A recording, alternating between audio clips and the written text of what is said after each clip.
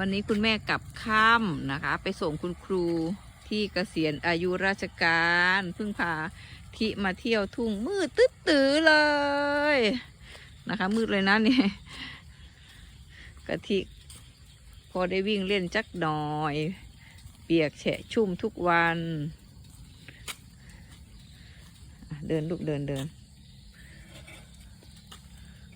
ดินเบาจังเดินเบาจังกินข้าวนิดนึงวันนี้คุณยายบอกกะทิเป็นหมาลายวันนี้ใส่เสื้อหมาลายก็เลยกลายเป็นหมาลายเอาอย่าไปลงขี้โคลน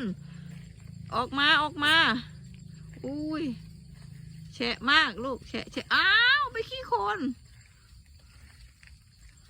กลับบ้านก็ต้องไปเช็ดเท้าล้างเท้าค่ะเอาเหลือตัวขี้โคลนเลยจูไป